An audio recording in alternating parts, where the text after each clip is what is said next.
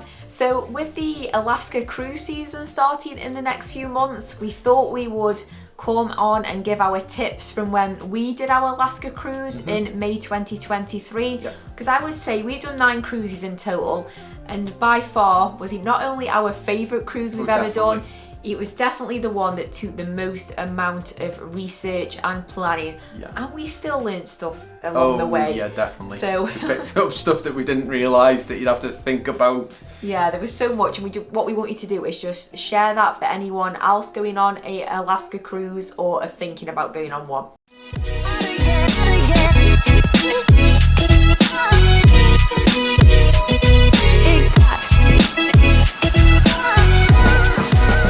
Yeah, so the season starts soon. Typically, your season is around late April till early October, because otherwise the ships can't get up there. I'm guessing it's too cold. When we went the first week of May. Yeah, so we went with Princess Cruises on a Discovery Princess, which was one of their new ships. Now, it was the second season doing an Alaska cruise. On that ship, yeah. On that ship, and so they brought it forward a week earlier than the previous Yes, they were trying to squeeze a bit more time out of it. So we were basically one of the first ships to go, really. Yeah. So we were very early on in the season. Yeah. So your high season for cruising to Alaska is generally June, July, August. So you're probably going to get maybe those are your warmer months, but it's probably going to be a lot busier and maybe more expensive as well during those months. But weather-wise, I would say just take lots of layers. That is what we were told, weren't we? Like, it's layers, so because people were saying it could be freezing cold in the morning and then a couple hours later you'd be sweating, so that's why they say layers rather than just big bulky things. Because we did one trip, I think it was Juneau, and we got off and the weather was terrible, and there was also a few others waiting to go on this trip, and we were kind of just saying to ourselves, oh, typical tourists. We were like, oh, isn't this weather just terrible? I don't know. And the guy that was doing the excursion said, it's a rainforest. Like, you're going to get this. And he also did say as well that they say that Alaska has 2 seasons. This is what the locals say, apparently. It says that it has winter and July. So that explains it all, really. Just be prepared for anything. Yeah. You wouldn't think Alaska would have a rainforest. You literally just think Amazon rainforest. Hot, sweaty, not cold and wet. So yeah, we had a bit of mixture of weather, really. So like we said, Juneau was raining basically all day, really heavy rain. It didn't stop. Yeah, it was all day, constant, a little bit grey. Then we went to the port of, this is in the space of a week. We then went to Sitka, where we had lovely, that was the next day. It was cold, but it was really dry, no rain at all, blue skies, that was lovely. And then last up we had Ketchikan, which was a mixture of the two. It would rain at one. We had Juneau a little bit, and then it turned nice into like the kind of weather we had in Sitka. So that was very mixed. So obviously, if you travel in that peak season, your June, July, and your August, believe it's better for wildlife. Obviously, you've got your salmon spawning, which then means more bears. I believe there's more whales that go up, because when we went to Sitka, the tour guide said they just had a pod of grey whales come from Mexico. I think if you Google peak times for seeing certain wildlife, it will say typically you see them between these months. So you do have more chance at certain times of the year. But saying that, anything goes. I think we were maybe too early for orcas, but we saw some. We were in the buffet on the ship, and we actually saw a pod of orca whales. So I think anything does go, but obviously there's more times when you have more chances of seeing stuff. But that goes into as well, I think when you go to Alaska, you've got to go in with some realistic expectations, or else you're going to be very, very disappointed. Because I think that before we went, we were very excited about going, and we were looking on. This is another thing where social media isn't always what it's cracked up to be, as it doesn't always tell you the real life situation, does it? Because we were looking on social media and Instagram, and people were showing they were in Alaska on boat trips, and there was whales jumping at the side of the boat, massive tails coming up, and like walking down trails, and there was a bear there. Walking down trails, there was a bear right next to them. And also, we did have an amazing time. That wasn't quite our experience, and we did a whale trip in Juneau, didn't we? And we literally saw a bit of a tail go under the It water. wasn't even the towards tail, the end. it was the I big didn't fin see on the back. anything. They didn't really take her glasses. But like we should have been on that trip for 2.5 hours. Yeah. And we ended up being on it for 4.5 hours, and they had to cancel the people's trip who was after us because they didn't want to give us our money back.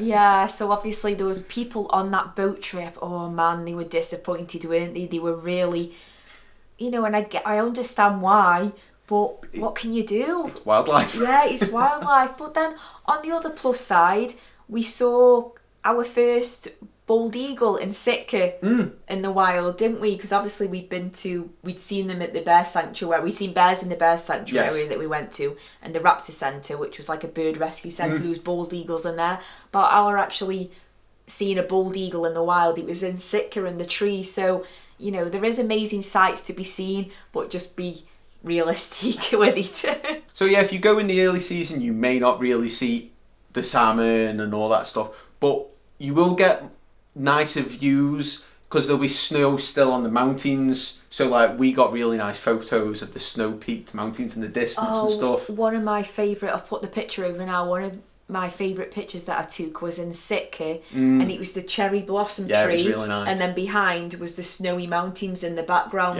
And it's the one picture I always go back and look at, and just brings back really fond memories, because it was just, it was very, very nice. Obviously that would have melted off towards the summer months. So yeah, it does look nice. And the blossoms probably fell off as well. Yeah. So itinerary wise, I think there's 2 that you can do for Alaska. One is the Inside Passage, which is the one that we did, and the other is the Gulf of Alaska.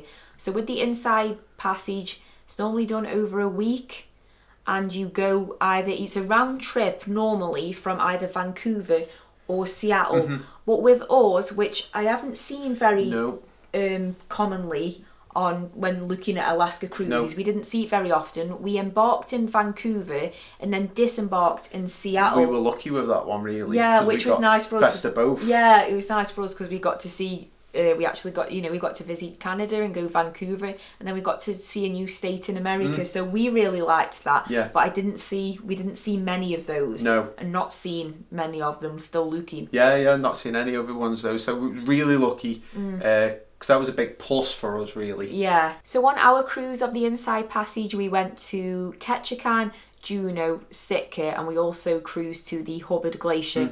Now, again, with Sitka, I think it is on itineraries. Of course, it was on ours, but it does tend to be on a lot of them Skagway instead of Sitka, which I do believe as well. Skagway looks very nice. Is Skagway the one where you get a train that goes kind of in Canada? Yeah, I've seen the pictures. Right. The scenery looks amazing. So a lot of them tend to do Skagway instead of Sitka. But if you can also drop on and go to Sitka, that was beautiful. Yeah. Sitka was probably maybe my favourite place. It's up there. Yeah, it's up. I think it was all the amazing wanted, but Sitka was really beautiful. So we didn't mess out by not going to Skagway. No. And then the Gulf of Alaska cruise now. So how it tends to work is you will either do the northbound or the southbound, unless you got a lot of money and pay to do both.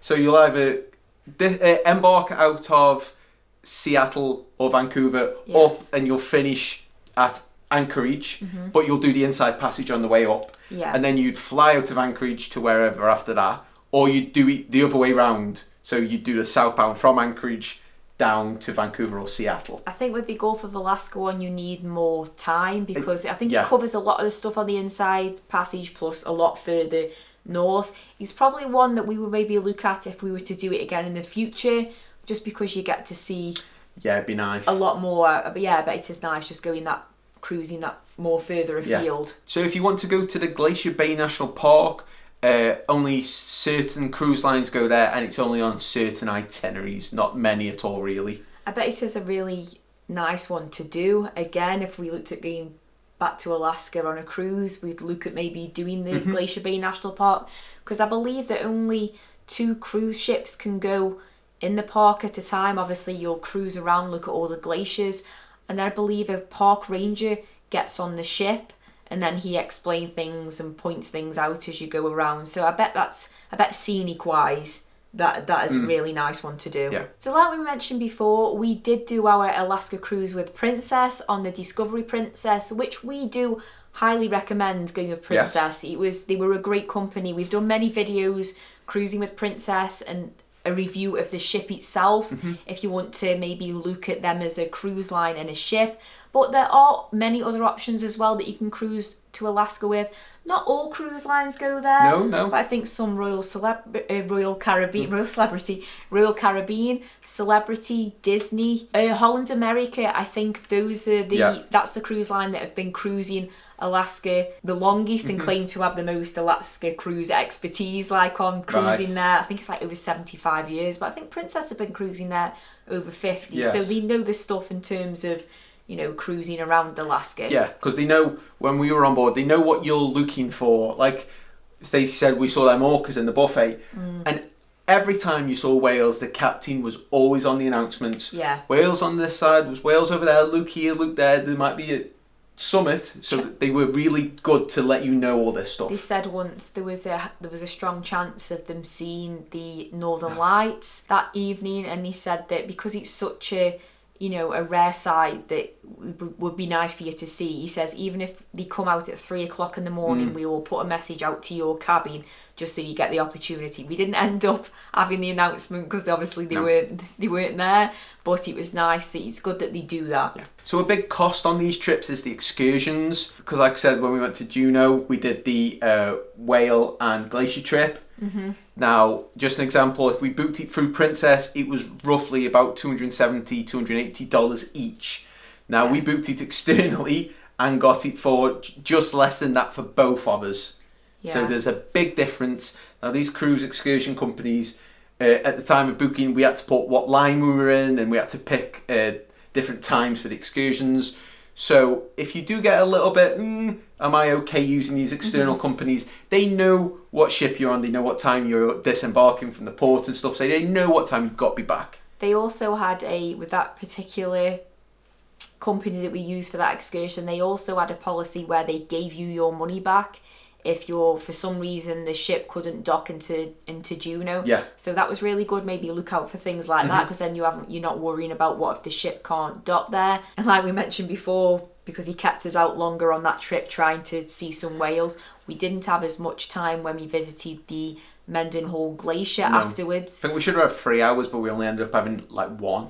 Yeah, I mean, he was absolutely tipping it down anyway, so probably 1 was all we needed. But he was very conscious wanty of, I need to get you back because your cruise ship's going to be going. So they know, they know you need to be gone. They don't want you stuck there. They'll have to deal with you then if you're stuck there in Alaska. And then the excursions, so they range from like walking tours. I believe I saw one place you could pan for gold. I believe that's to salmon bakes. Like say we did the whale trip, or then you've got the mega expensive helicopter rides over glaciers and the dog sled on the glaciers as well. That was expensive. Yeah, I mean, I would have loved done one. Because there was puppies that we saw on one of them, weren't there? Yeah. Oh, that would have been amazing. But that was, I want it like more than the cruise. It was very expensive. It literally was, yeah. I bet it's a nice experience though. So a few tips from each one of the ports we stopped off at now. So first up, Juneau.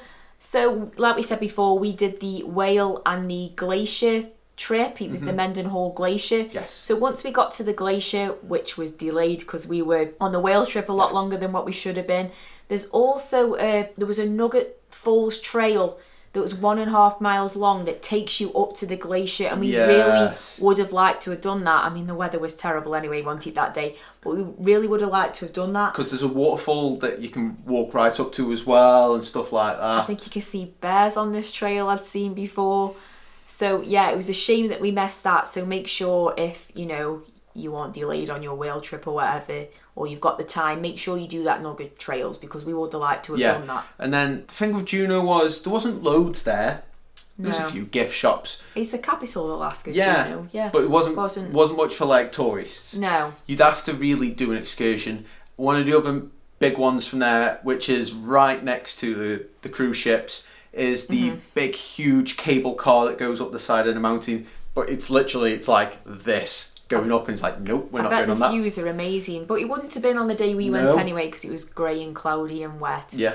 But yeah, if you're brave enough, I can imagine you get some nice views up there. But yeah, it's whether you're brave enough to go on when they're like that. Like I say, Sitka isn't on a lot of itineraries, but it is a beautiful place. When you get off the cruise ship, you do have to get a free bus into Sitka that they do put on for the cruise ships. Yeah, they just put on a free shuttle, don't Yeah, they? and then when we were there, we did another excursion. So we did the Fortress of the Bears, the Raptor Centre, and a Totem Pole Park excursion, which was really good because the Fortress of the Bears was a really cool place. It was like where they'd rescued little bears from like when they've had to like kill their mothers because they broke into people's houses and stuff, and they kind of just live in an old paper mill, and it's a little cool, quirky place, isn't it? It was so cute because you love bears, don't you? So that was amazing. And then I really enjoyed the Raptor Centre. I enjoyed watching the bit where they'd rescued some bald eagles. They'd been injured. They'd flown into telephone lines or something like that, and they'd injured the wings,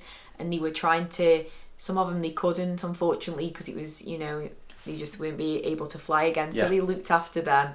They were like pottering down the bottom, weren't they? And then visiting you really like the totem poles in Alaska, don't you? Yeah, it's cool. That is learning all about all the meanings and stuff. It's so much meaning into a totem pole. You don't realise when you just see it. It's like, oh, it's a bear. But everything, if the bear's got its tongue out and stuff, it's all different meanings. It's really what cool. What it meant to them when they were doing it. But we were very lucky. I don't know if this person is here all the time, or when we went to the totem pole part there was a native there, and he was doing a replica of another one, and you got to ask him questions about it. You were asking him quite a lot, weren't you, about it, and it's just quite interesting to hear about. So that was really cool. And then after that excursion, we did that first. No, we didn't. We did that. Oh, we did that after. We did that after, but we had a few hours first of all to have a wander around Sitka, and there was actually enough there to have probably a couple of hours round. Yeah, there was like your gift shops, salmon shops, quite a lot of salmon shops. There was an old cinema that was really cool. I think it was showing like Guardians of the Galaxy at the time or something. We didn't go, but there was plenty there for a few hours to have a walk round. But obviously, again, I'd say it was somewhere that if you were there all day, you would have to maybe again do an excursion. Definitely. There was a lot of whale trips from there as well again. Yeah.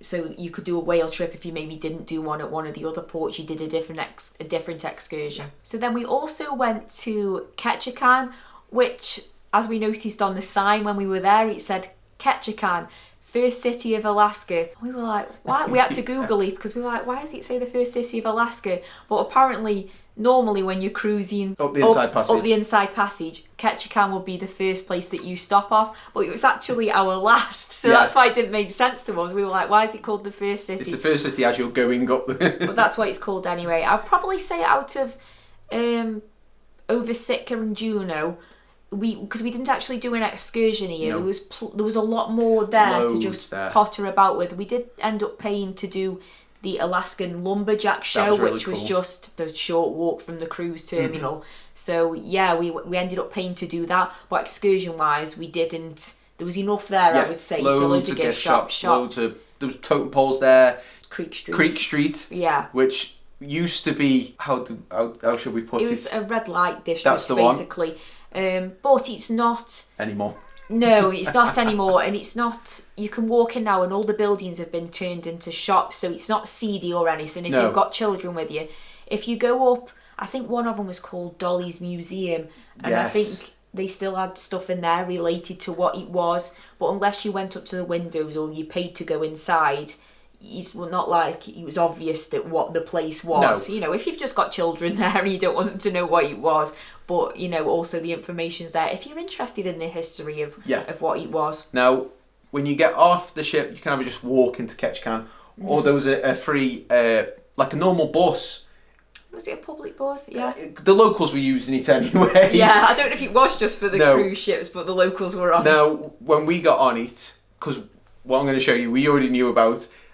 We didn't go straight into Ketchikan. We went left on this bus up to a supermarket, because this is the only place in Alaska where you could get the Starbucks mugs. If you've watched us before, we love collecting these Starbucks mugs from each place.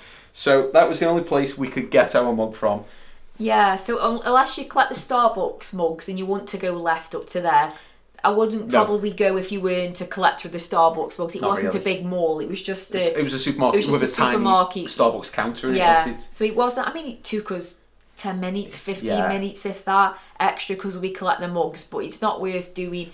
It wasn't even like it was loads of amazing scenery. It was just a bit industrial. I mean, if you want the mug but don't want to get the buzz up, one of the local gift shops must have gone up and brought a load because they were selling them in there, but they were like double the price. So for the sake of a free buzz up there, just go to the supermarket. So those were the 3 ports that we visited, and then we also went to via this ship. We went to the Hubbard Glacier. So it was actually, as we said at the beginning, it was the Discovery Princess's second Alaska season. Yes. It was the first time it had gone up to the Hubbard Glacier, though. It didn't. For some reason, it didn't go the year before, because they said that this is the furthest that the ship has been. So up to the glacier.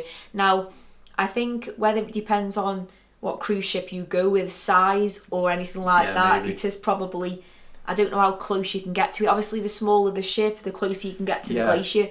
We were limited because there was blocks of ice still in the water. There was a lot of little icebergs about, but they gave you information, like the captain was coming out and he was saying, like, what you see above the surface, below there will be 10 times that. So what you think is a little chunk, there's 10 times that beneath. So what we did, we sailed up the Yucatan Bay and got into the Hubbard Bay, but like I say, unfortunately not too close.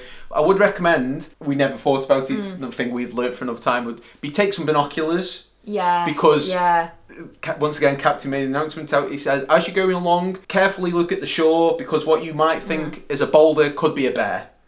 So, there's plenty to see. It's a good tip for you, Alaska. If you can take some good binoculars, it'd be a great one for you. But it did make me laugh, because I heard someone complaining as well that we didn't get that close to the glacier. I thought we got pretty close for, it was quite a big ship, the Discovery Princess. I was quite happy with how close we got. I'm thinking, they'll just risk damaging the ship and putting our safety at risk with all these big blocks of ice, just so we can get a bit closer. We'll take a pictures and then it'll just sink. But you've got close to the glacier, right? I'm thinking, like, come on. It was gorgeous though. It was really nice. Again, I think we had a bit of rain as we were sailing to it, and then as we got to the glacier, it just seemed to have cleared up, and we got some really nice shots of it. So that's a sight to be seen as well. So there we go. If you are thinking of cruising to Alaska, we hope it's just give you some tips there. I mean, the stuff that we saw on that cruise is just it was just breathtaking. It was definitely for us just a bucket list place that.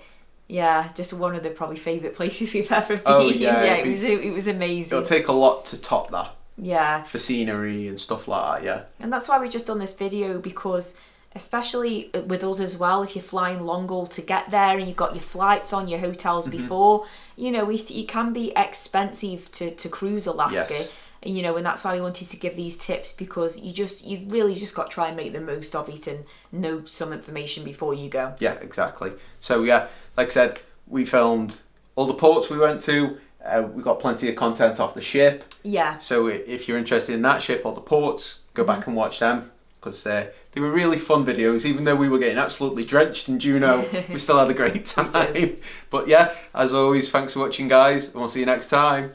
Bye.